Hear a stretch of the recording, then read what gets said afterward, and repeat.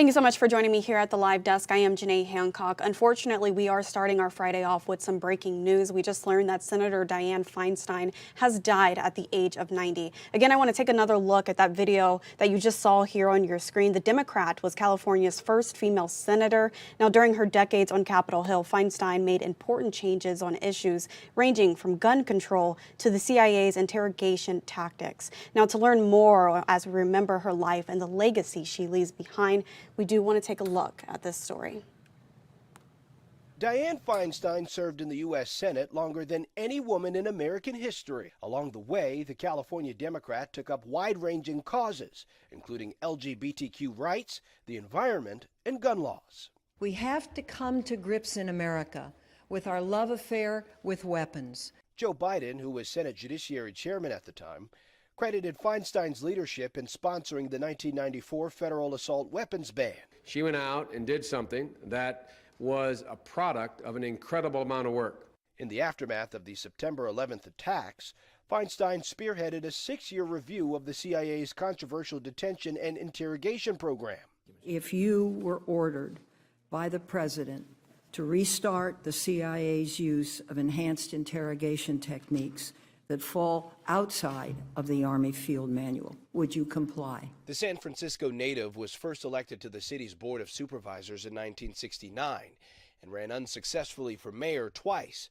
Feinstein became the city's acting mayor under tragic circumstances after the 1978 assassination of Mayor George Moscone and Supervisor Harvey Milk. Following a failed run for California governor, she won a special election for a Senate seat in 1992. 5 additional terms followed. In 2018, Feinstein came under criticism during hearings on the Supreme Court nomination of Brett Kavanaugh.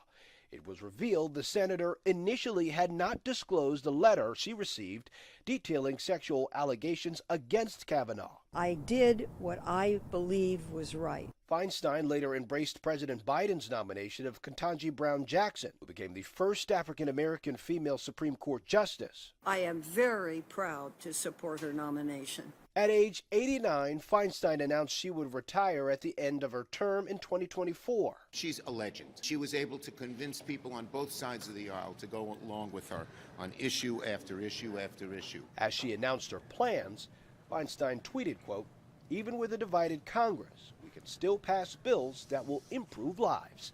Skylar Henry, CBS News, Washington.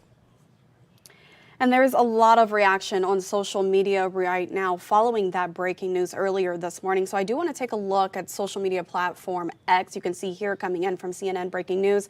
They said earlier that Dianne Feinstein, the longest serving female U.S. senator in history, has died at the age of 90 with this photo that you see here on your screen, 1933 to 2023. I also want to take a look at this tweet coming in from Josh Hawley. He said, "No one was more welcoming when I came into the Senate than she, and no one was a better example. She was tough, incredibly smart, and effective, always willing to work across the aisle to get things done. She was a person of unquestioned integrity. I admired her and will miss her in the Senate.